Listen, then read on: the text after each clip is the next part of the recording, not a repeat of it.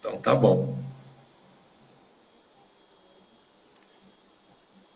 Eu não lembro aonde que eu parei Então, aqui. Fabiana, a gente estava falando dessa breve introdução sobre a associação, né? Isso. Eu vou colocar aqui o site da associação, o pessoal se interessar e Isso. acessar.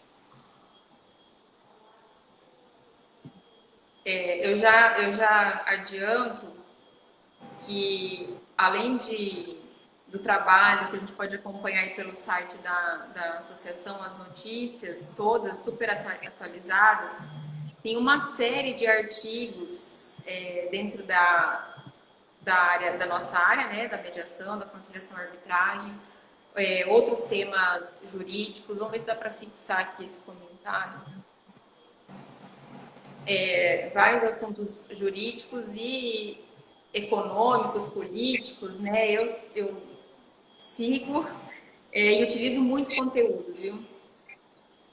Muito bom. Eu recomendo, super recomendo. Tenho encaminhado, tenho compartilhado com todos os nossos contatos aqui o site da associação. Parabéns pelo trabalho que vem sendo desenvolvido, viu, Fernando? A gente realmente precisa. E olha só, eu conheci a associação e conheci o Fernando quando, conversando com outros colegas do Brasil todo, mediadores, conciliadores e arbitralistas, nós identificamos a necessidade de nos organizar enquanto uma classe por meio de uma associação e tudo mais.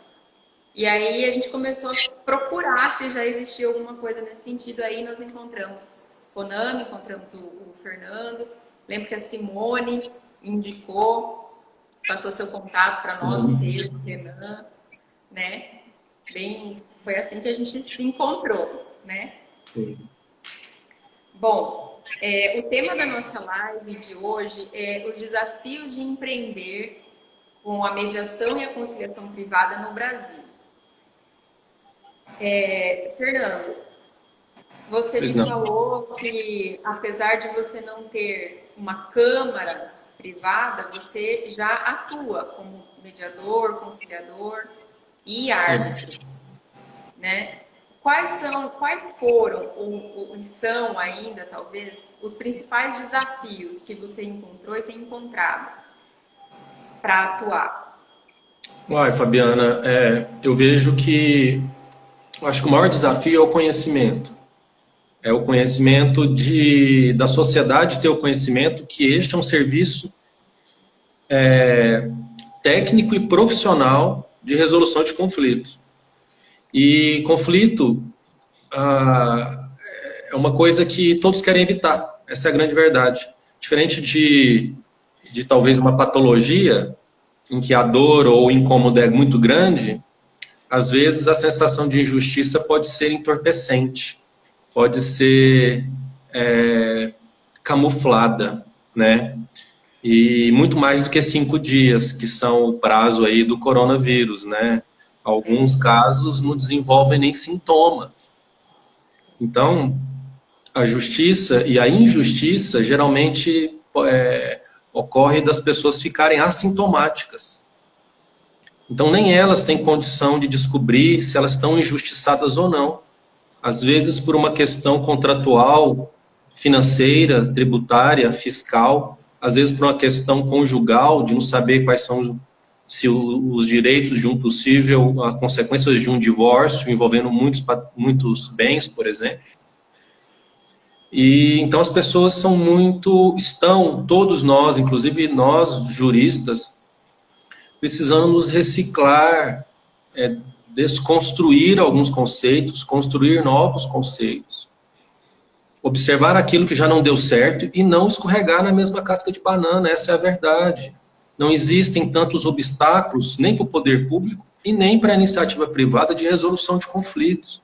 Ou nós tentamos negociar, ou nós tentamos mediar com uma terceira pessoa imparcial, que é a figura do mediador, ou nós vamos para uma arbitragem, que seria uma justiça privada. Eu gosto sempre de resumi-la como a melhor justiça privada que as partes poderiam escolher. Então, a arbitragem também tem essa forma de resolver extrajudicialmente. Mas ali já é uma heterocomposição. Falando da autocomposição, que é a mediação, eu vejo o maior obstáculo, Fabiana, é o conhecimento. É nós aprendermos a transbordar esse conhecimento. Mas como que nós podemos fazer isso, né? Talvez os nossos telespectadores podem nos dar ideias aqui de como podemos fazer a mediação ser mais acessível ao conhecimento das pessoas, elas saberem o que é. Imagine uma caixa de ferramentas. Então a pessoa tem lá um martelo, a pessoa tem um alicate e a pessoa tem pregos e parafusos, etc. A mediação seria uma dessas ferramentas maravilhosas à sua disposição, só que as pessoas não sabem o que é isso. Então elas abrem a caixa de ferramenta, pegam o martelo, que seria o mais próprio do judiciário, e falam, isso eu sei para que serve, inclusive serve para matar, né? Mas a mediação talvez seria um alicate. Talvez seria um alicate. Talvez.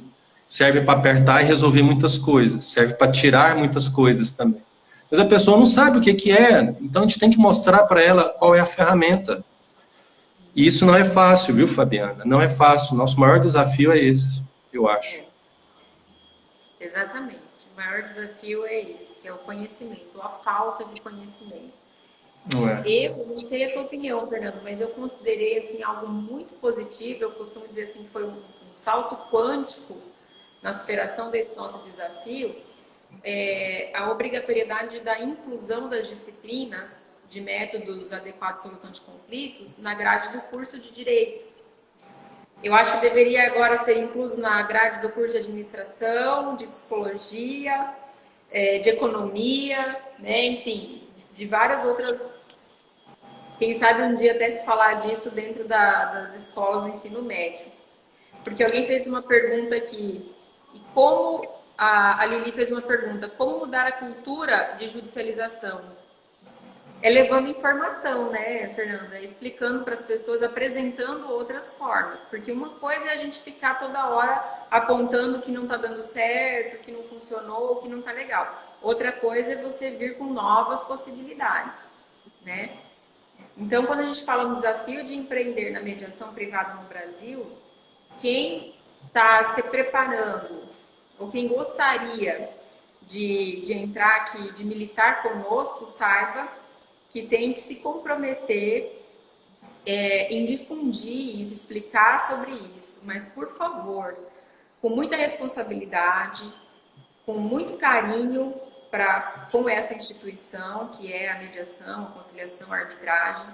Não dá para você falar de algo que você não conhece profundamente, a gente não pode falar besteira por aí, porque como o Fernando falou antes dos nossos cortes aqui, existem muitos profissionais, como em toda a área, na nossa também, muitos profissionais medíocres, que vêm colocando em risco a credibilidade da nossa instituição, né? Então é por isso que Fernando está aí à frente da associação e muitas outras pessoas estão se engajando nessa causa, porque nós não queremos fazer parte desses medíocres, né? Tem mais aqui uma divulgação do sistema multiportas na sociedade, exatamente. Eveline. A cultura do litígio ainda é muito forte na nossa cidade. A Eveline, que é lá de Natal, né? Então, assim, é isso aí. Olha, quero cumprimentar a Tabosa Mediação e Conciliação.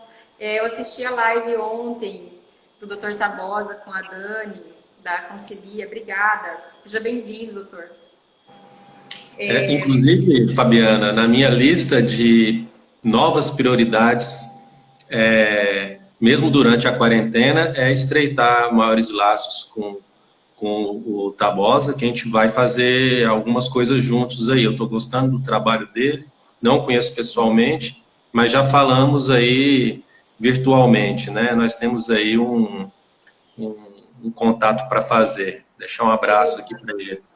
Que legal. Eu também já acompanho o trabalho dele há algum tempo, sim. A Lili está falando que ainda encontramos resistência. Vamos falar das resistências, então? Uhum. Vamos. Vamos falar. Eu quero só, Fabiana, se for possível, agora, a Eveline falou da cultura do litígio e ela também comentou de alguma maneira,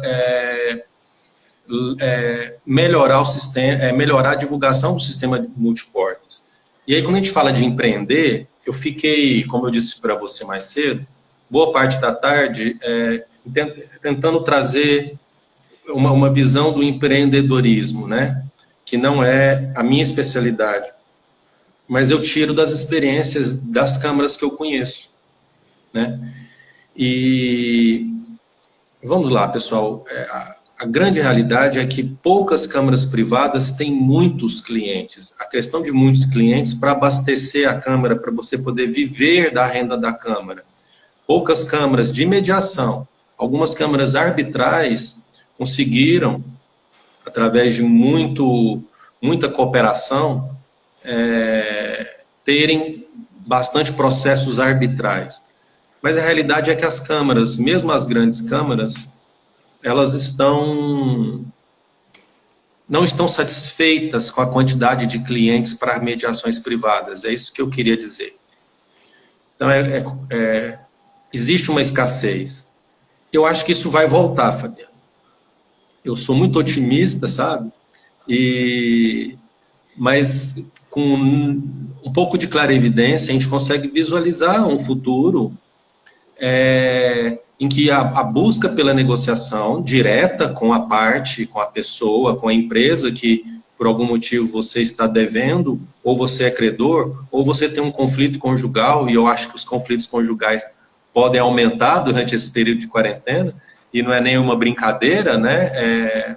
Eu tive uma experiência em Portugal, em uma pós-graduação que eu ainda estou fazendo, e em Portugal, está ainda entre o terceiro país mais pacífico do mundo. A expressão pacífica não é a melhor, na minha opinião, mas em volume de litígios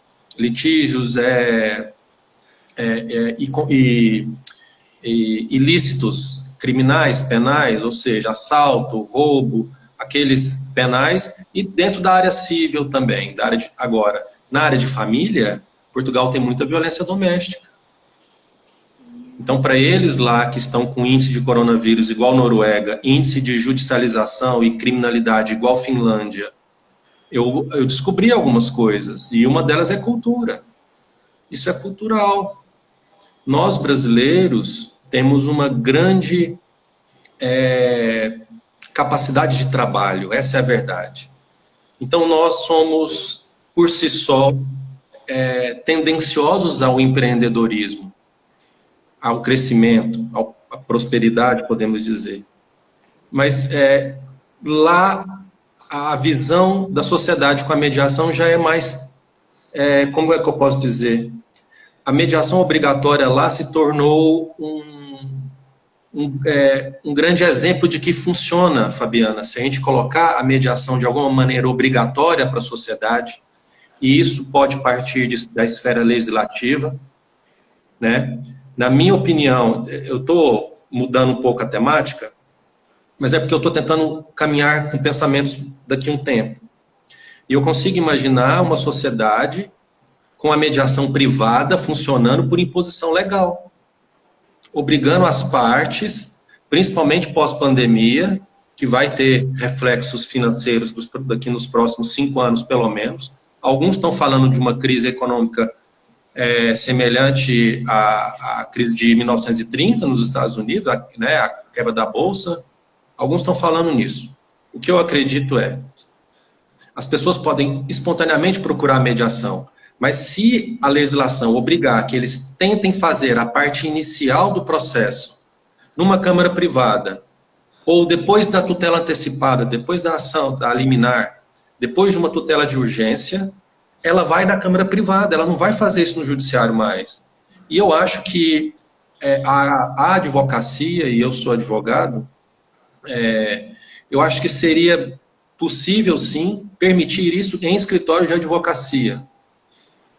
Mas o que não poderia acontecer, Fabiana, era não ter um mediador ali. Era não ter um conciliador ali. Porque reunião de advogados sem um mediador, sem um conciliador, vai virar pro forma. Vai virar pro forma. Eles vão sentar, carimbar, igual fazia ou fazem hoje no judiciário. A figura do mediador que vai mudar ali.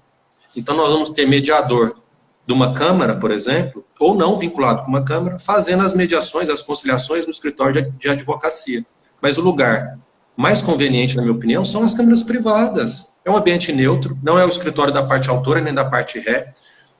Naturalmente, o dono do escritório pode dispor os móveis, a estrutura da mesa e da sala de uma maneira que seja autoritária, de uma maneira que seja desproporcional, colocando ele na mesa maior, na cadeira maior, por exemplo. Imagine um advogado recebendo uma pessoa para uma mediação e ele ajeitou a sala dele para parecer um tribunal do júri, e ele fica sentado como magistrado lá em cima e todo mundo está embaixo. Então já dá para manipular. O mediador não deixaria manipular. O mediador não deixaria quebrar princípios. O mediador não tem interesse. Então, por mais que o advogado possa ter feito um curso de mediação como eu fiz, estando como advogado, ele vai defender o seu cliente de forma parcial, plenamente parcial. E ele tem a liberdade constitucional de fazer isso. Mas então, nesse futuro, que eu já cheguei nele, a gente vai estar fazendo isso por obrigação legal. Ou depois da liminar, ou antes da liminar, como requisito processual. Agora, até chegar nisso, Fabiana, a gente vai ter que trabalhar muito. Muito. Né? Eu queria até aproveitar também e cumprimentar a doutora Lívia Jimenez, que entrou agora aqui na live. Ela é aqui de Sorriso, ela é advogada. E ela também é minha professora no curso de Direito. Direito Constitucional, Direito Administrativo. Obrigada, doutora Lívia, por participar aqui conosco. E aí a pergunta que eu vou fazer agora também tem a ver com a área dela, constitucional. Porque você fala, Fernando, em tornar obrigatória a audiência de conciliação e mediação. Então, duas perguntas. Existe uma previsão já no CPC, que não é mais novo, né?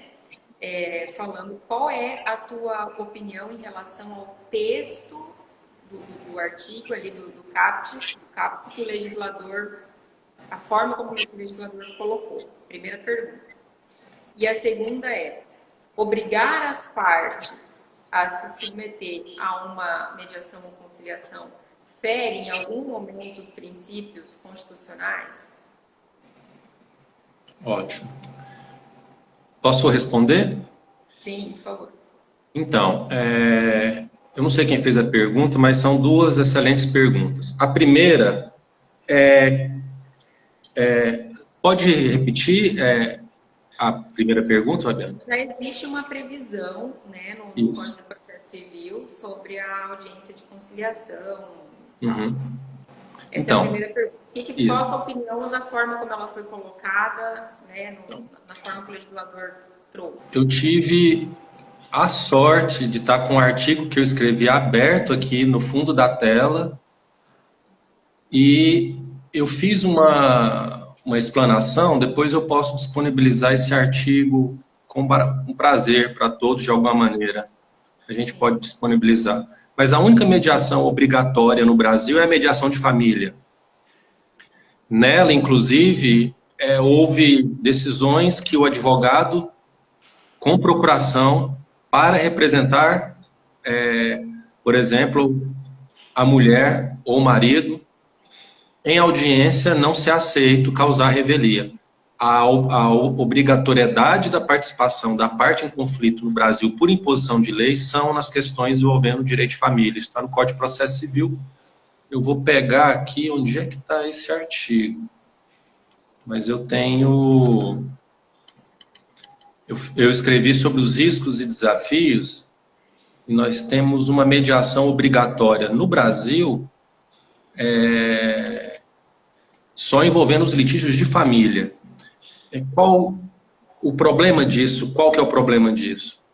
A parte já chega um pouco engessada, a parte já chega um pouco resistente, porque para muitos ver o desafeto, principalmente na área de família, ver a ex-mulher, o ex-marido, e aí ainda acompanhado de um advogado, né? Geralmente a mulher vai com a advogada, e geralmente o homem vai com o advogado. E chegando lá, é como se descesse algo, né, muito amargo para muitas pessoas, e aquilo já começa precisando de todo o cuidado do mediador. Então, as minhas maiores experiências que me fizeram gostar da mediação foi na mediação de família. Então, não tem jeito. As legislações processuais de outros países, da União Europeia inteira, por uma resolução dentro da União Europeia, obriga nas questões de família a tentativa de mediação. Agora, veja bem, obriga-se a tentativa. A lei não pode te obrigar a fazer o acordo. Esse fere o princípio da autonomia das partes, o princípio da independência das partes. Então, fora de cogitação, qualquer ordenamento legal que te obriga a fazer algo, isso é inconstitucional, isso é contra os direitos humanos, direito de expressão, direito de opinar. Então, agora, veja, aproveitando que eu falei de direitos humanos, e seja aonde eu comecei a estudar de mediação, eu já fui tentar achar nos direitos humanos. E na Declaração Universal dos Direitos do Homem, está lá que a livre expressão, o direito de expressão, e o direito a um devido processo legal. Então, você vai ser acusado de algo, você tem que ter sido intimado, o direito de defesa, o contraditório e a ampla defesa. Mas e o seu direito de se expressar dentro do seu próprio litígio, Fabiana? Não é? Quem proporciona o direito das pessoas em conflito de se expressarem dentro do judiciário e extrajudicialmente, e eu acho que o extrajudicial vai crescer, pós-quarentena, pós-coronavírus, já está crescendo, é o direito de se expressar. Então, esse é um direito humano maravilhoso. Quando no direito de família aquelas pessoas perdem aquela resistência com as técnicas do rapport, com as técnicas da sessão privada, com as técnicas do empoderamento, com as técnicas das perguntas abertas, com uma técnica fabulosa que essa é dom divino, isso não existe em técnicas de lugar nenhum, que é o carisma. Você pode tentar ser carismático, mas você não vai atingir por técnica, você não vai se tornar carismático por técnica, porque o jeito de respirar é diferente, o jeito de olhar é diferente, o jeito de sorrir é diferente. Então, o carisma ainda faz um conciliador fazer pessoas em conflito entrarem numa composição financeiramente super complicada, emocionalmente impensável. Então, que serviço que é esse? É um serviço maravilhoso. Se nós estivermos falando de um equipamento eletrônico, a gente está falando dos melhores equipamentos eletrônicos para resolução de conflito. E olha que a gente precisa só de internet para poder resolver um conflito. Não é mesmo? É verdade, é verdade. Olha só, teve mais algumas pessoas aqui entrando, eu quero cumprimentar. Andréa Silveira, Kim Moraes, Eu vou... Pode falar. Eu estou vendo aqui, desculpa, Fabiana, eu estou vendo as perguntas. O Rafael fez uma pergunta interessante, ele falou sobre os advogados, e ele, deixa eu ver aqui, ficou mais em cima. Cumprimento o Robson, que é ali de Lucas, meu colega, meu amigo, parceiraço, também está com uma câmara privada lá em Lucas, começando agora, muito sucesso, viu, Robson? O pessoal está falando da questão da advocacia, teve uns 2 ou 3 comentários aí. A Lili falou assim, um advogado perguntou, o que ele ganha com a mediação? Ótimo. Ele ganha honorários, né? Ele ganha honorários, ele vai ganhar o que ele combinou com o cliente dele, geralmente no tempo que a sessão durar. Se houver um acordo, às vezes no primeiro dia ele já vai receber os honorários dele. Então o advogado, ele na verdade, ele vai dar um pulo do gato, ele vai estar usando a ferramenta correta E por acaso a ferramenta mais rápida, e por acaso a ferramenta mais fácil, e por acaso a ferramenta mais barata. Então, assim,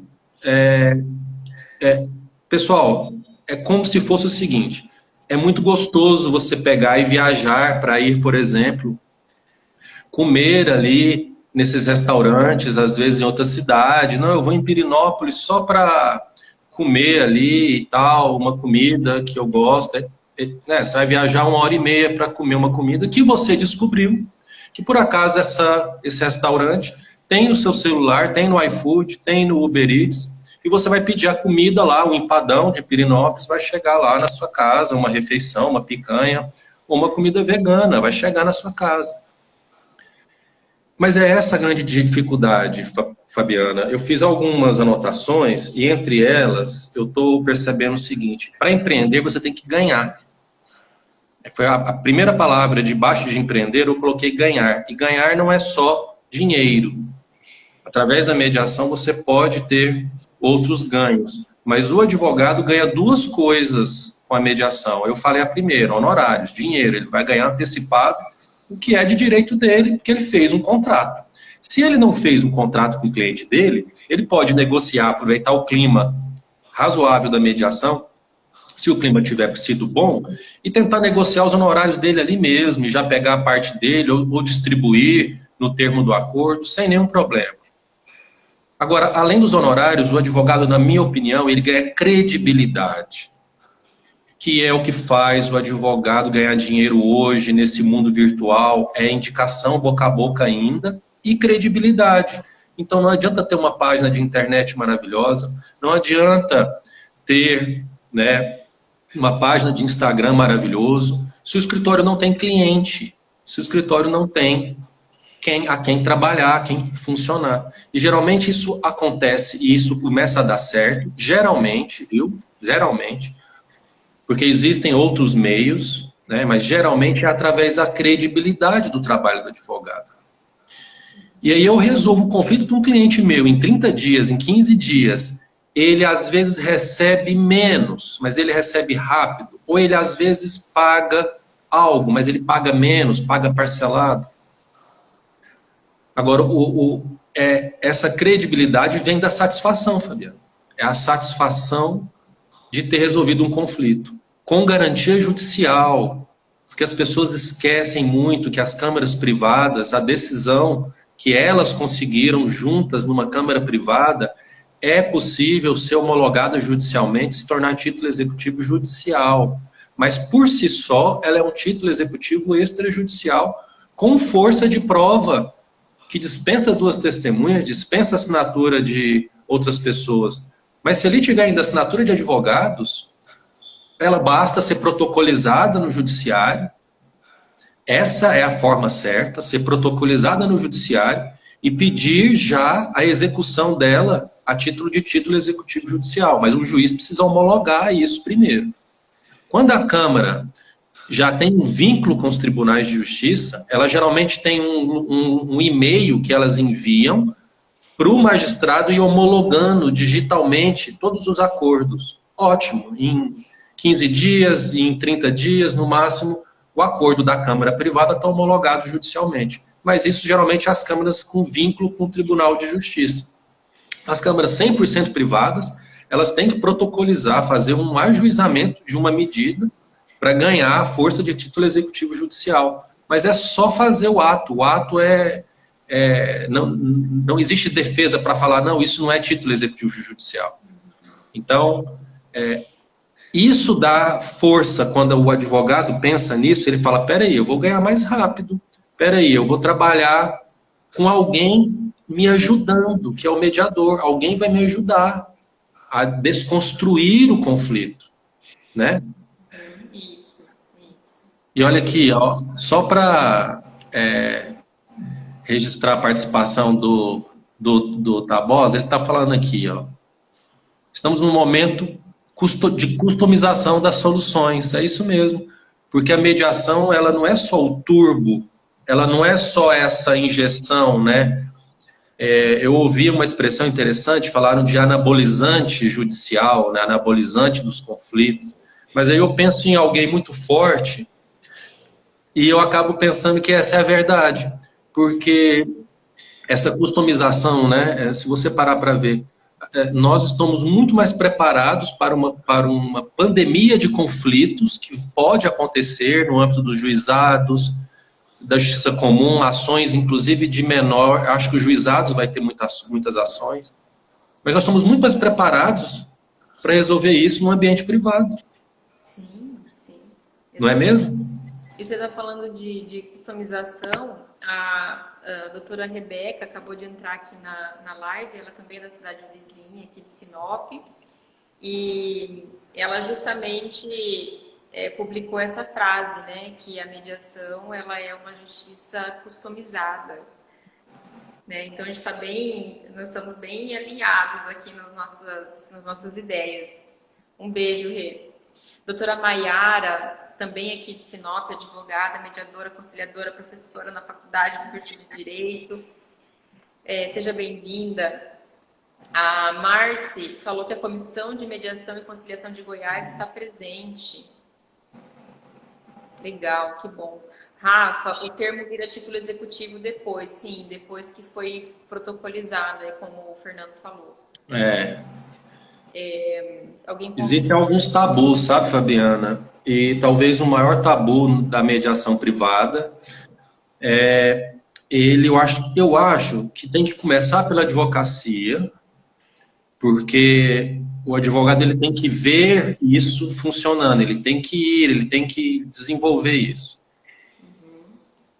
Mas eu acho que pode ser misto híbrido. O misto híbrido os advogados têm que ajudar, entender e exercitar isso, mas a gente precisaria bombardear a sociedade de alguma maneira de que isso funciona, de que isso existe e de que isso tem utilidade social ímpar. É ímpar. As pessoas não conseguem imaginar o tanto que a advocacia civil é lenta. Nos últimos artigos, eu coloquei os números do CNJ e nós temos um volume de mais de 100 milhões de processos, mais de 110 milhões de processos. E olha que incrível, depois que se obrigou as mediações praticamente obrigatórias nas ações cíveis, o índice de acordo, que era mais de 70%, caiu para míseros 10%.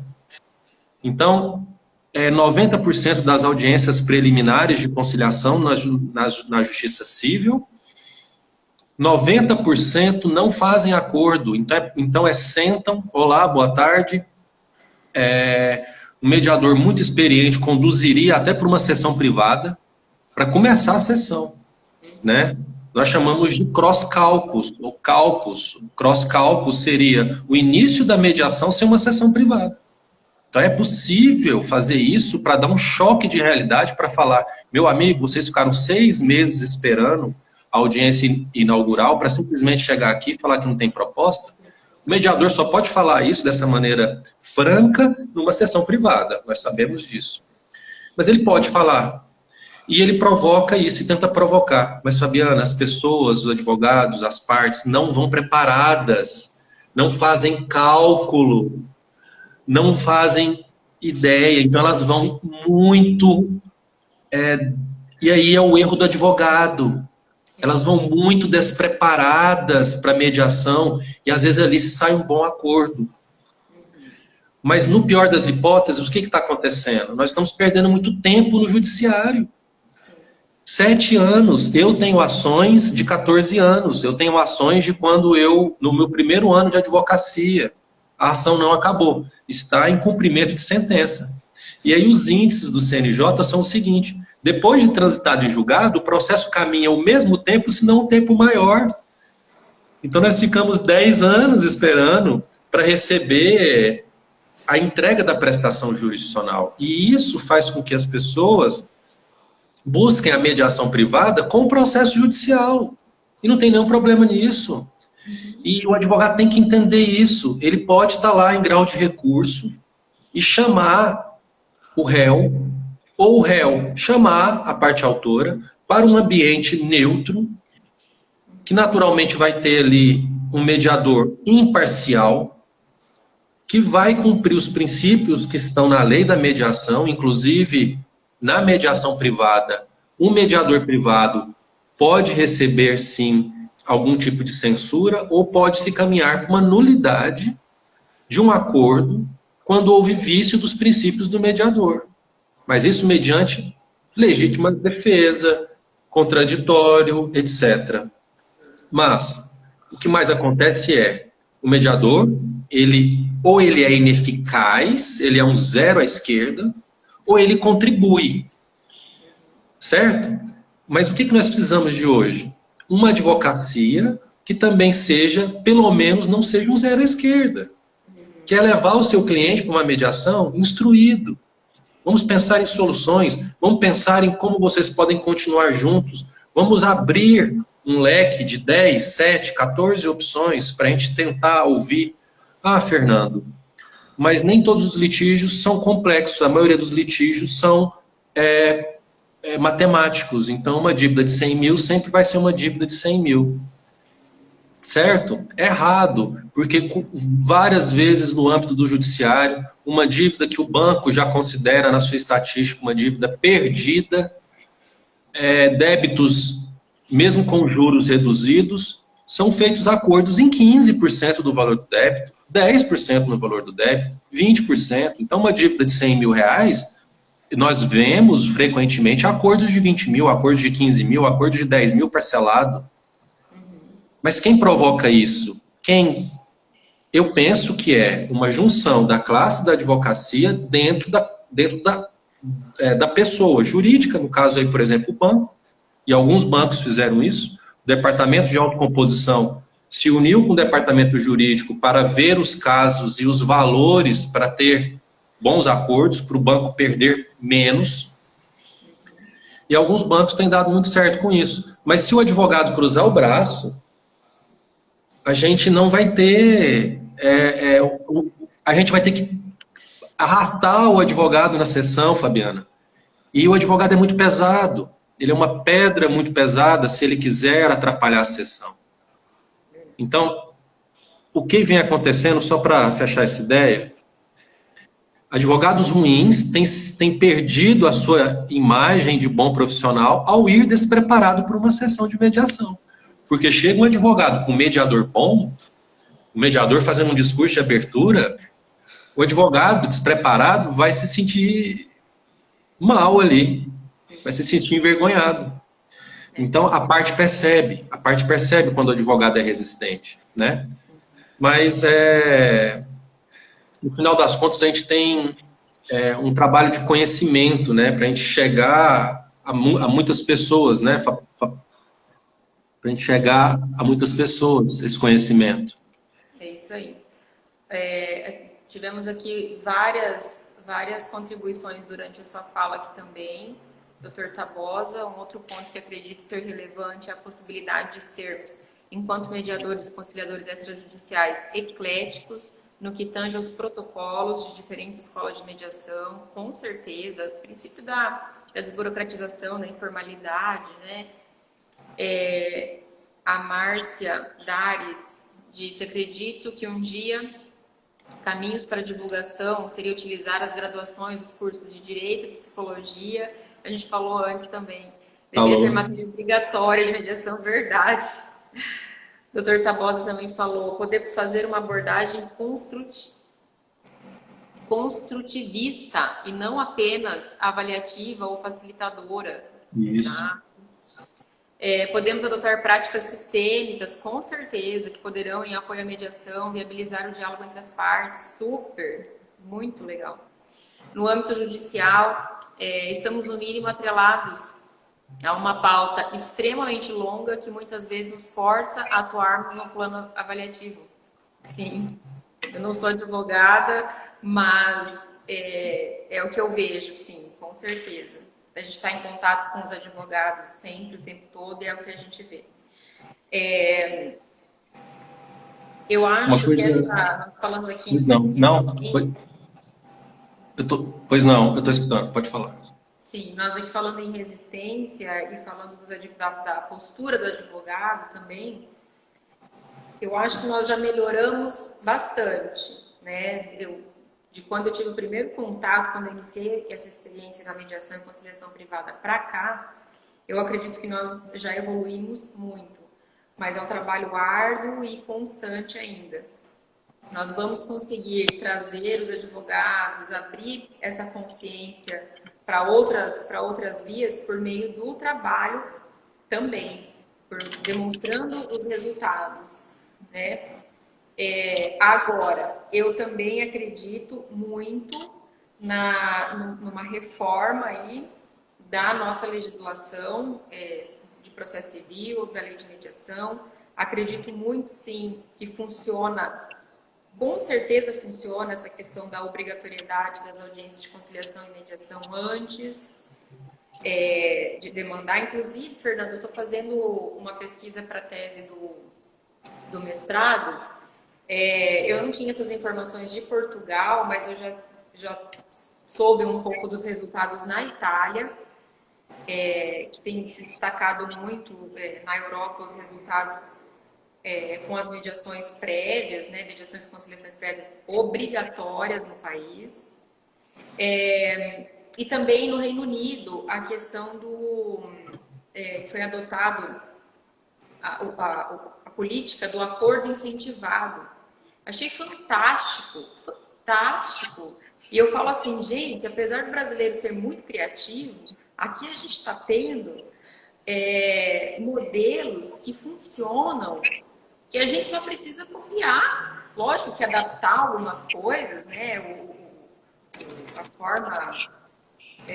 A forma de legislar desses países e tudo mais é diferente da nossa, a gente precisa ajustar alguma coisa, mas a gente não precisa reinventar mais a roda, não. Né? Se está funcionando, vamos trazer para cá, com resultados assim, olha, há anos resultados positivos. Então, Mas me conta um pouco mais, Fabiana, sobre esse estímulo à autocomposição lá, você falou dos britânicos. Isso. Como que eles fazem isso, assim? Isso. Resumindo, existe uma série do que eles chamam de protocolos que devem ser feitos pelos advogados ali, representantes das partes, antes de entrar com a ação. Uhum. E esses protocolos todos devem ser juntados à petição inicial para demonstrar para a corte que foram feitas todas as tentativas e se esgotaram as possibilidades de acordo. Inclusive foi quando, na época que você publicou o artigo sobre a produção antecipada de provas, veio assim para encaixar o raciocínio do que eu estava estudando, do que eu estava pesquisando.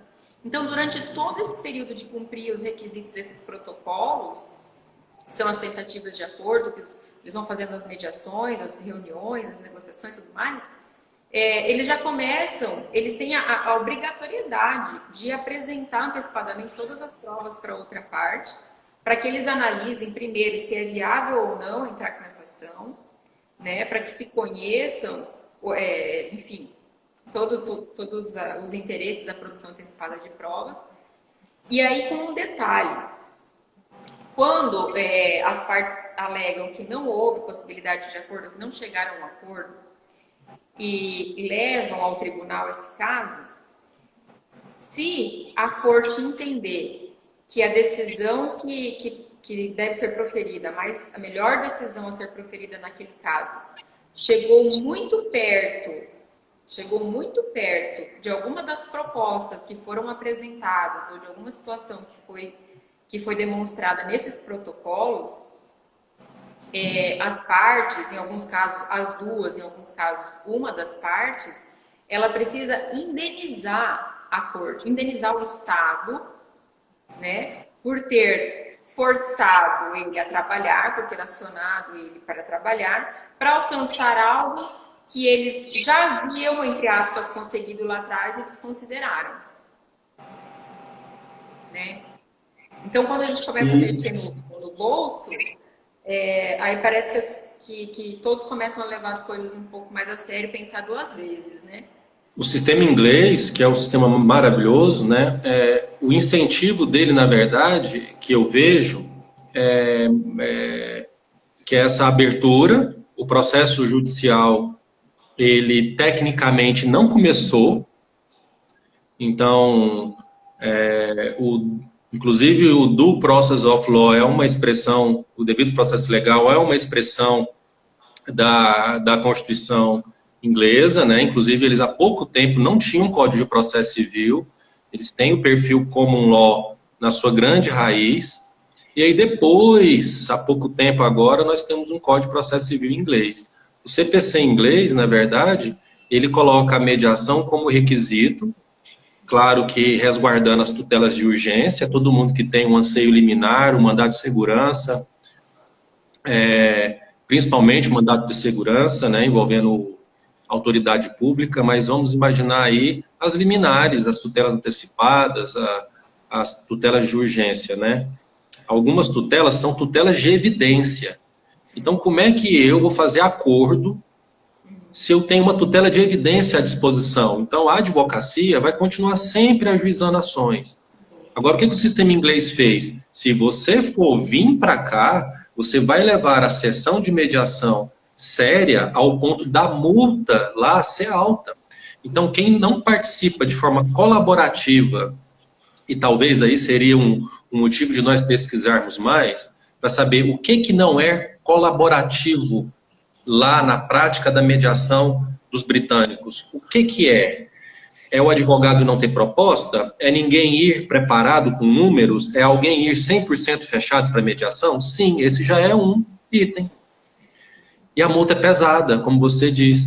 A penalidade para quem vai numa sessão de mediação despreparado, sem nenhum tipo de proposta ou sem caminhos, acontece isso. Mas eu e você sabemos que é bem possível ir de forma fake para uma sessão de mediação, fingindo que tem propostas, jogando valores lá em cima, ou jogando valores com prestações, com muitas prestações. Por exemplo, se o credor não quer passar pela pena da punição e ele quer não ser multado por não ter sido cooperativo na mediação, no sistema inglês, que isso pode acontecer no Brasil, e eu já vejo o brasileiro escapando disso de maneira bem tranquila.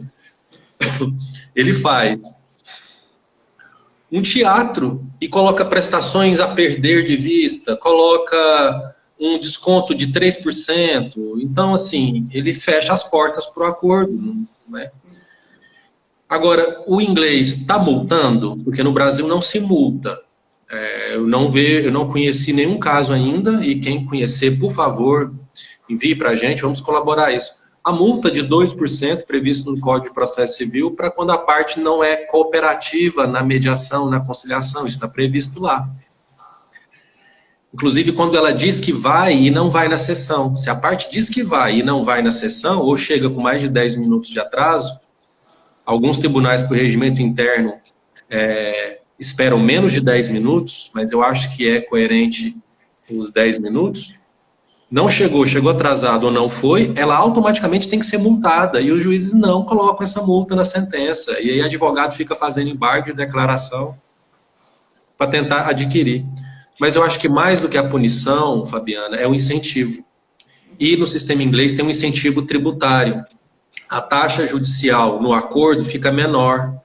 As custas, as taxas finais, custas finais, lá ficam mais baratas. E eu acho que podemos caminhar para níveis tributários maiores. Por exemplo, em certos acordos, tem uma redução do imposto de renda da pessoa jurídica, tem uma redução percentual do imposto de renda da pessoa física também. Agora, isso nós vamos trabalhar de forma legal, com poder legislativo. Por exemplo, poderia estar perfeitamente previsto na legislação tributária a redução de certos tributos quando as partes entram em composição, por que não? Não é interessante para o Estado ganhar menos tributo e circular mais riquezas? O que está acontecendo nessa quarentena, nesse coronavírus? As riquezas estão sem circulação. A gente vai ver o que vai acontecer depois, quais são as consequências disso. Mas os conflitos não ficam parados, não ficam, não tem como. Nós estamos sempre nos movimentando. E é um trabalho de muita fibra, viu, Fabiana? Eu queria registrar aqui. Eu que tenho mediadores e conciliadores como associados, eu que fui mediador atuante na justiça e hoje eu estou trabalhando mais na área privada, né? Os colegas fazem o trabalho que você faz, né?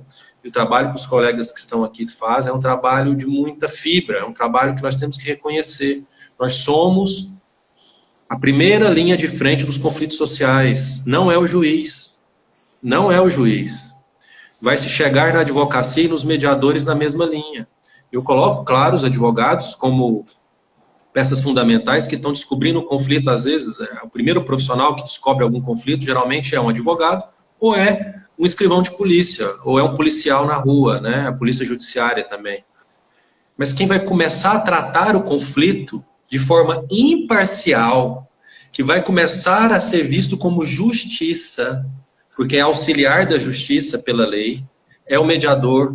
E eu, quando falo mediador, falo de conciliador, porque eu considero a conciliação uma ramificação da mediação. É só porque eu assim considero. Então, quando eu falo mediação, eu falo de conciliação.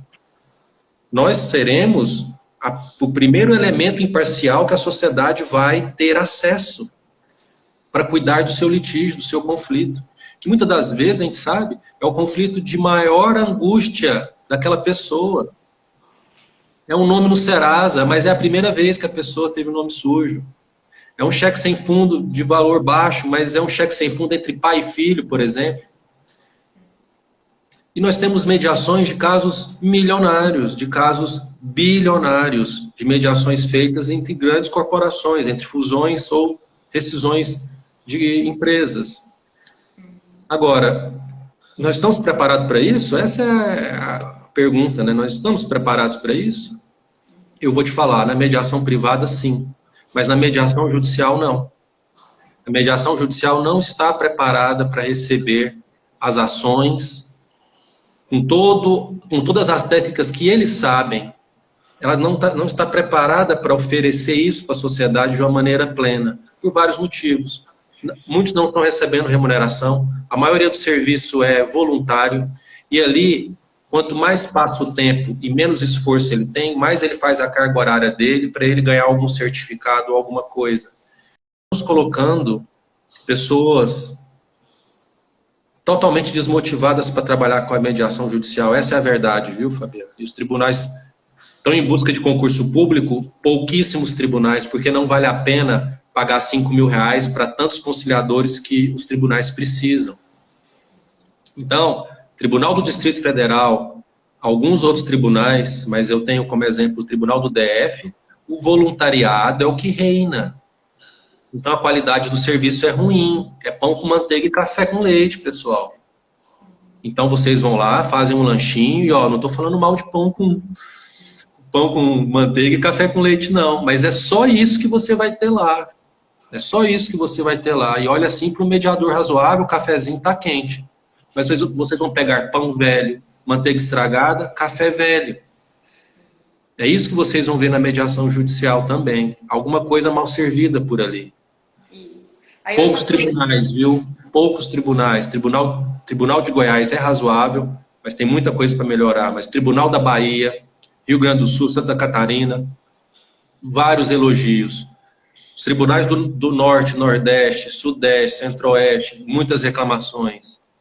É geral, principalmente quando o mediador não ganha nada para trabalhar no judiciário. Aí nós estamos começando errado, está errado. A gente está pegando um dos melhores mecânicos desse grande motor que é o Poder Judiciário, e estamos pedindo para esse mecânico capacitado, que geralmente é formado em alguma profissão, 2 anos depois de formado, ele faz um curso que vai ter mais de 100 horas de estágio supervisionado, e ele vai lá ser mediador para não ganhar nada. Então ele é um mecânico que está fazendo serviço de troca de pneu lá dos carros de Fórmula 1, vamos trocar logo esse pneu e vamos continuar na corrida do judiciário. Então, isso está errado. Esse é um vírus que tem no judiciário. É o vírus de não tratar a mediação do jeito certo. Quando você fez eu achei perfeita essa analogia da Fórmula 1. Eles estão trocando pneu, né? Descreve perfeitamente aí a dinâmica dos mecânicos. Mas, Fernando, por que, então, o judiciário ainda não tem se utilizado de toda essa estrutura, de toda essa política que ele mesmo criou ao possibilitar o credenciamento dessas câmaras privadas para auxiliá-los, né, nesse trâmite, e exigindo, né, toda a qualificação dos integrantes dessas câmaras. Por que que isso ainda não acontece? Olha, a gente faz uma análise do que tem na nossa vista, né? Então, às vezes um verde a azul, né? Dependendo do ponto de vista. Mas eu vejo com muita nitidez eu vou voltar lá, parece que a gente está falando as mesmas coisas, mas eu vou voltar na falha do conhecimento, né? E aí, geralmente, quem tem o medo é causado por falta de conhecimento. E o mais interessante que eu vejo é isso, Fabiana. Esse medo por falta de conhecimento talvez seja a grande barreira que a gente vai ter que vencer por agora.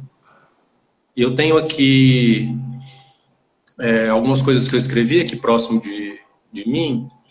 E é engraçado porque eu já peguei alguma coisa sobre globalização jurídica e nós já estávamos falando de conflitos que fogem às barreiras estaduais, municipais, nacionais. Aí nós chamamos de conflitos transnacionais ou conflitos transfronteiriços. E como que se resolve um conflito onde tem dois governos com legislações diferentes, com a sua soberania, e nós estamos falando de conflito internacional. Você já percebe nas legislações no continente europeu e em algumas legislações até mesmo da nossa América do Sul, nosso Mercosul, o uso da técnica da negociação, da mediação, do conciliador para resolver um conflito internacional. Então, se isso já existe, a gente que é técnico, nós também gostamos de continuar estudando e lendo, falamos, mas o que falta, então? Se já tem legislação internacional para mostrar para o advogado e para o empresário que isso existe, está faltando talvez um movimento, está faltando uma união entre nós. E eu realmente acho que as câmaras não podem se ver como concorrentes, para começo de conversa. Às vezes, numa cidade grande, tem várias câmaras, 15, 20, 30 câmaras. E elas se veem como concorrentes mesmo. E eu acho que já está começando errado. Existe um passo primeiro a ser feito. E o primeiro passo que eu acho é de nós vencermos a ignorância, vencermos o desconhecimento. Se nós conseguimos vencer o desconhecimento, a gente vai conseguir. Agora, como fazer isso? Entrar na faculdade, o pessoal falou, olha para você ver, sem querer, nós estamos voltando lá no início do nosso ao vivo. Introduzir nas faculdades, como matéria obrigatória do curso de Direito, o MEC já fez isso, então no curso de Direito já é obrigatório. Aí vamos pensar em fazer isso em outros cursos? Eu não sei se seria uma ideia resistente. No curso de Direito foi resistente. Você imagina um curso de Psicologia ou um curso de, eventualmente, Relações Internacionais, talvez seria interessante. Um curso de Administração de Empresas seria bacana. Na verdade, os psicólogos sabem mais de mediação do que os juristas. Assistentes sociais também.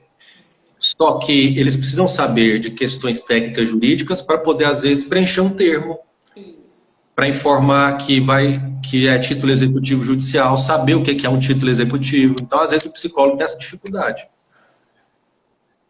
Então, a gente vai ter que trabalhar. Eu acho que a gente tem que exercitar mais. Eu acho que a gente tem que fazer um certo trabalho de inclusão nesse período de quarentena, Fabiana. As câmaras têm que reduzir os preços. A minha opinião é essa. Olha, a primeira sessão é gratuita. A primeira sessão é 50% de desconto. A gente tem que trabalhar nisso. Eu acho que tem que entrar nisso. Se até os bancos estão reduzindo juros pós-pandemia coronavírus, as câmaras privadas têm que aproveitar a oportunidade e ter plataformas online em parceria. Ela não precisa trabalhar com a plataforma online exclusiva, ela pode fazer uma plataforma online em parceria. E aí ela pode também, sim, fazer preços reduzidos para a pessoa se sentir estimulada a participar de uma sessão, às vezes sem pagar. Não é uma ideia muito longe de empreender. Parte do empreendedorismo é lucro. E às vezes para fazer lucro você tem que começar com valores interessantes. Tem como ganhar dinheiro, sim, com câmara privada. Tem como ser próspero. Tem como exercer uma função social belíssima. Mas o business disso foge, às vezes, o conhecimento dos donos das câmaras. Então, nós temos que entrar numa outra ciência. Isso, exatamente. Exatamente. Tá aí uma grande dica, que nós temos visto advogados, profissionais de outras áreas entrando nesse segmento, né, privado, de mediação e conciliação privada, mas não deixa de ser uma empresa, um negócio, um empreendimento como qualquer outro, com muitos detalhes, com muitas questões financeiras, contábeis, fiscais por trás. Então, antes de tudo, vamos buscar nos capacitar agora nessa área de conhecimento para não ter frustrações, para não ter prejuízos, para não ter decepções e culpar o Instituto por causa disso. O problema não está na mediação, na técnica e tudo mais. O problema está na gestão, talvez. Né? Muito legal. Pode ser. Muito legal. E só para falar um detalhe, a Associação Conami é uma associação sem fins lucrativos. Nosso objetivo é estender o conhecimento, é pesquisar mais, é estudar mais sobre isso, é ver aonde isso se aplica com a sua especificidade do caso, do conflito, é sermos cirurgiões, é sermos precisos nos conflitos e fazer isso em heterocomposição também. Então, nós pensamos que a heterocomposição extrajudicial, que é a arbitragem, que é o direito arbitral, através desse exercício semelhante ao juiz togado, o árbitro ele é juiz, sim, no conflito, porque ele profere uma sentença arbitral que tem força de uma sentença judicial, é um título executivo judicial. Por exemplo, a arbitragem está funcionando, não teve suspensão de prazos nos processos da arbitragem, porque elas têm essa autonomia de regular o seu acompanhamento. Agora, mais do que nunca, a gente tem que se unir, a associação coloca à disposição para nós termos ideias sendo colocadas em práticas, ideias interessantes têm que ser colocadas em práticas. Nós estamos em busca, Fabiana, de fazer um modelo padrão mínimo, não padrão máximo, padrão mínimo de formulário. A gente quer isso digital, eletrônico, para as partes, em sessão privada ou em sessão judicial, e os advogados, para a gente poder saber como eles estão recebendo a mediação, aonde nós estamos errando, porque é muito interessante buscar novos métodos, ou até fazer uma propaganda no intervalo do Jornal Nacional, sendo que a gente não sabe onde a gente está errando, né? Sendo que a gente não pensou ainda se a gente está cometendo algum equívoco. No judiciário vai aparecer muitas coisas, vai aparecer coisa igual novela mexicana. No privado vai aparecer coisas bem diferentes, vai ser mais depurado.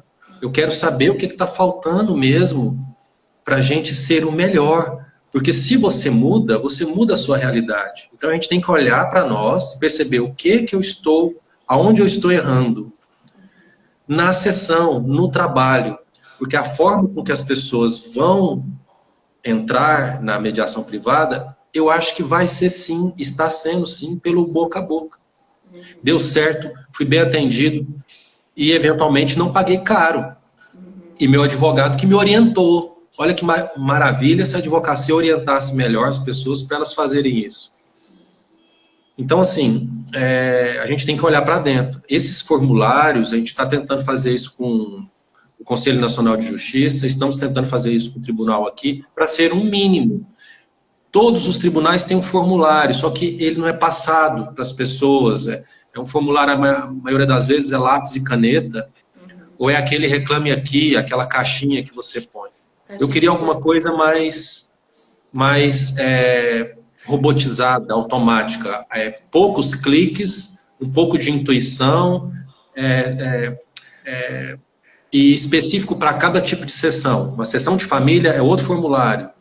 Uma sessão de mediação de inventário é outro formulário. Uma sessão empresarial é outro, uma sessão civil, geral, uma sessão trabalhista, outro formulário. Por quê? Com esse formulário a gente vai ver, tá dando certo aqui, tá dando errado aqui. E é assim que a gente vai ver. E quem sabe isso são os nossos colegas mediadores que estão aqui. Eles sabem, ao fazer 2, 3 por semana, eles sabem onde é que estão os erros. Então eles ficam torcendo para o advogado acertar, para a parte vir preparada, né? Então a gente tem que descobrir isso. A associação foi criada para a gente aumentar a nossa capacidade, juntos. Porque tem coisa que a gente não consegue com o governo, Fabiana, pessoa física. A gente pode conhecer o ministro, a gente pode conhecer o conselheiro do CNJ, que institucionalmente a gente é recebido de uma forma mais respeitosa mesmo, e de uma forma mais institucional. E a associação foi criada para perder a cara das pessoas e ser mesmo um instituto para representar todos. Para representar todos. E a gente tem buscado, inclusive, criar isso. Eu vou te passar isso com mais detalhes pessoalmente, para a gente ter formulários, que eu acho que é um passo pequeno, mas é o início de uma pesquisa, né? É o início de um catálogo, né? A gente tem que catalogar isso. Tem uma expressão que traduz muito isso, para quem está buscando melhorar, né? Que diz assim, meça ou morra. Nós precisamos de dados, nós precisamos medir, nós precisamos saber como estamos e aonde estamos, para a gente começar a traçar os planos e a rota de aonde nós queremos chegar. É o mínimo, preciso pelo menos saber como eu estou e aonde eu estou. Por isso, meça ou morra. Mas que legal. Fernando, eu só vou falar de 2 perguntas que chegaram para nós antes da live, para a gente responder. Uma, na verdade, a gente já respondeu durante a live, que é da Aline Valentim, qual a forma mais eficiente de convencer a parte solicitada a aderir à mediação.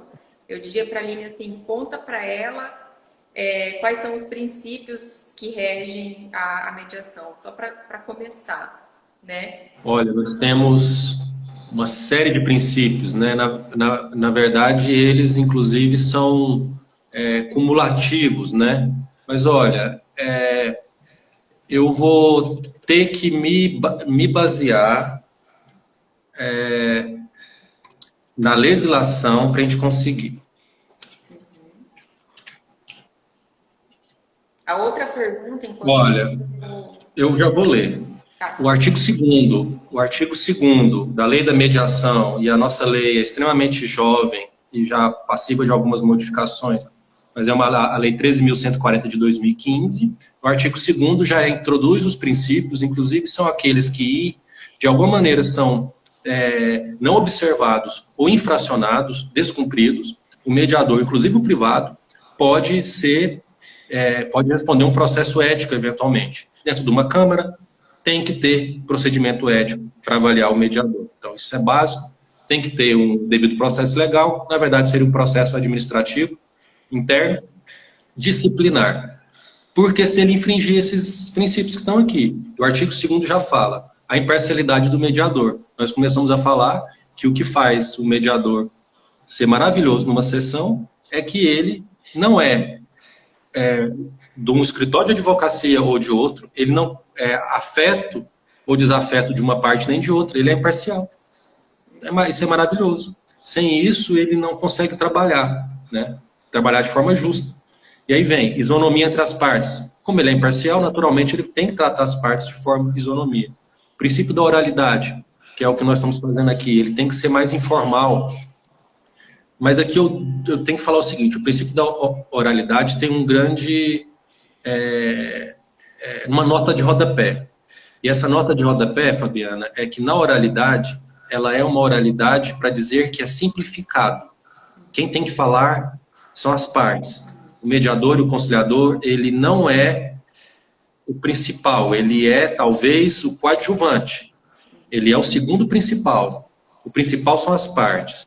O segundo principal, em isonomia, é o mediador e os advogados. Veja que eu coloco mediadores e advogados em mesmo nível. Defensores públicos, mediadores e advogados, mesmo nível. Essa oralidade, ela é para funcionamento das sessões. Então, eu não vou ter no código, eu não vou ter na lei da mediação o procedimento a ser corrido. O mediador vai ter que falar. E talvez só nessa hora que ele fala. Depois, o protagonismo é das partes. E aí vem informalidade. Ninguém tem que ser chamado de excelência. Por exemplo, essa é uma informalidade. Mas a informalidade tem outra nota de rodapé. Início da sessão, término da sessão. Aqui, por exemplo, cometemos um pequeno... Nós ultrapassamos um pouquinho o nosso tempo. Mas numa sessão de mediação judicial, isso é inadmissível, vai estrangular a pauta. Numa mediação privada, isso já é possível. Seria bem tranquilo numa mediação privada. Senhores, nós temos mais 15 minutos? Plenamente possível. Inclusive, nenhuma câmara de mediação privada coloca audiências de 5 em 5 minutos. O judiciário faz isso. Coloca audiências numa fila, como se fossem um abatedouro de processos, né? Um abatedouro de processos. Mas vamos lá. Autonomia da vontade das partes. Esse é o princípio da minha tese de doutoramento que eu estou pesquisando. Autonomia da vontade das partes. Esse é um princípio maravilhoso. As partes têm autonomia para falar que quer ou não quer fazer o acordo. Tem autonomia para parcelar a dívida, dar propostas, enfim. Agora, a autonomia dela é no processo de mediação, não é antes. Então, se por algum motivo antes alguém obrigar ela a ir na mediação, não está infringindo o princípio da autonomia. O princípio da autonomia vai começar quando a mediação começa. Por isso que é um princípio bacana. Aí tem o princípio da busca do consenso, que na minha opinião, ele não tinha necessidade de estar aqui, ele está previsto, até nós falamos, Declaração de Direitos Universais da Humanidade, está nas constituições federais, está nos códigos de processo civil dos países soberanos. Então, a busca do consenso, para mim, é muito redundante. Isso aqui está aqui para ficar bonito aqui. E coisas óbvias têm que ser ditas. Então, nós temos um princípio da busca do consenso. E tem da confidencialidade da boa-fé. A da boa-fé é maravilhoso. É um princípio também redundante. Mas da confidencialidade, ele é o que faz as mediações privadas terem um grande atrativo para os seus clientes. Porque vocês não estão em ambiente de tribunal. Vocês não foram vistos nos palácios da justiça. Você não foi visto no corredor de uma vara civil, de uma vara de juizado. Você simplesmente entrou num lugar, num ambiente privado, onde ninguém sabe se você foi necessariamente para um lugar ou outro. Então, já existe uma confidencialidade maior no ambiente privado. Diga-se de passagem, esse princípio, infringido pelo conciliador, ele causa a expulsão do mediador se ele for judicial, ele é expulso dos quadros. Teoricamente, depois de responder um processo, ele teria que fazer o curso de mediador de novo para poder ser mediador judicial, se ele faz uma divulgação de um valor de uma pensão alimentícia, por exemplo. Se ele fala, fulano de tal, nossa, vai pagar 10 mil reais de pensão alimentícia aqui nessa ação que eu... E divulga uma confidencialidade íntima, por exemplo. Agora, isso não é só para o conciliador, isso é para as partes. A confidencialidade é para as partes. E é para os advogados. Os advogados não podem falar o que aconteceu numa sessão para seduzir o juiz em algum comentário ou outro nas vésperas da sentença. Olha, excelência, ele está alegando inocência, mas me ofereceu 250 mil reais na sessão de conciliação. Isso é motivo do juiz mandar riscar a petição nesse ponto e adverter o advogado, ou já dar uma litigância de má-fé contra o advogado. Porque, e olha aí, contra a parte, o juiz vai punir o cliente do advogado, pode punir o próprio profissional, porque revelou uma confidencialidade numa audiência. E cá entre nós, já tumultuou a cabeça do magistrado, pode ser punido. Não tem que revelar valores de propostas, não tem que revelar o horário da visita de uma criança numa mediação, num processo já sigiloso. Agora, num processo não sigiloso, é isso que o advogado tem dificuldade, Fabiano. Ele não sabe que a confidencialidade é sagrada. Ela é sagrada mesmo. Não pode falar nada, não pode sair nada da sessão. Né? Mas é isso, os princípios são esses. Maravilhoso, dá para ficar horas falando. Eu quero fazer um comentário aqui. A Sheila Rangel, ela escreveu aqui: já capacitei 60 cegos em Salvador como mediadores. Sou pioneira no Brasil na implantação da mediação inclusiva. Que Inclusive, legal. ganhei o troféu sobre o pioneirismo. Parabéns, Sheila, pelo trabalho. Nossa, que lindo. Eu já assisti uma live que a Sheila estava, não sei se ela comentou e eu já tinha visto esse comentário, ou se ela estava apresentando também a live, não lembro. Mas eu já soube dela por aí. Aí as partes estão adorando a presença dos mediadores cegos, né? Nas sessões. Com certeza, que bacana. Nossa, fantástico. Aí tem uma outra pergunta que chegou para nós mais cedo, hoje à tarde, do @Diordo Dário. Desculpa se eu li errado aqui. Sou mediador extrajudicial e na minha cidade não há câmara. Posso atuar mesmo assim? Se essa for a mesma pergunta aí, é uma dúvida que alguém tenha, pode sim, pode atuar de forma autônoma, né, Fernando? Pode se filiar e se vincular a alguma câmara privada ou pode atuar de forma autônoma também, sem problema.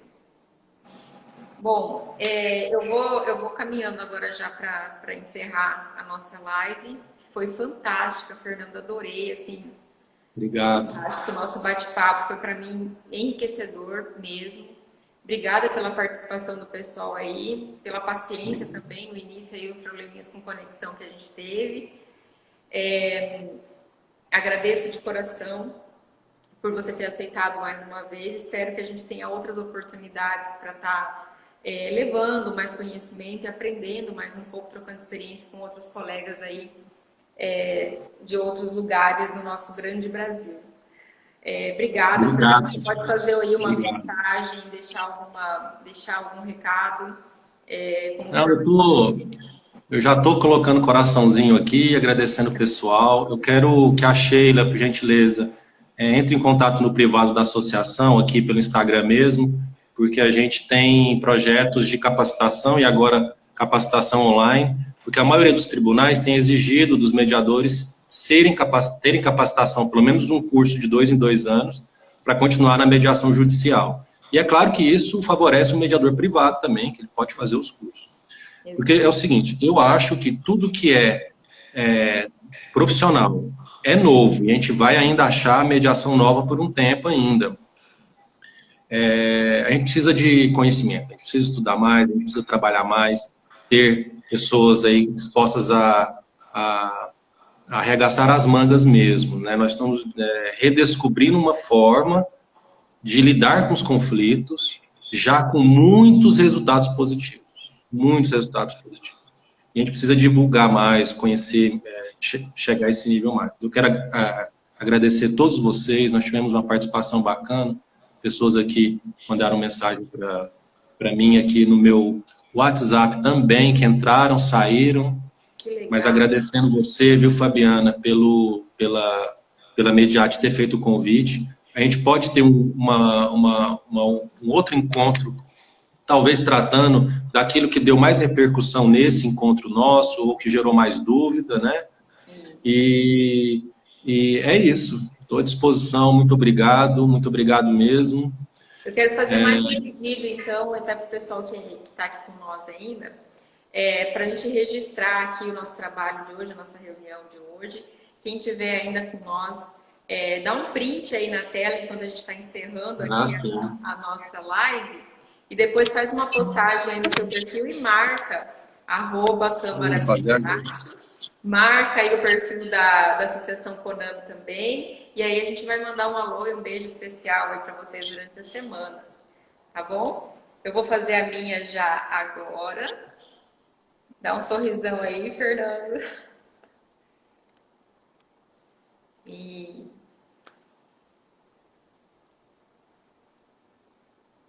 obrigada, graças a Deus que já teve um print. Vamos continuar esse papo. Muito obrigada, Fernando. Até mais. Fica com Deus. Muito obrigado. Tchau, tchau.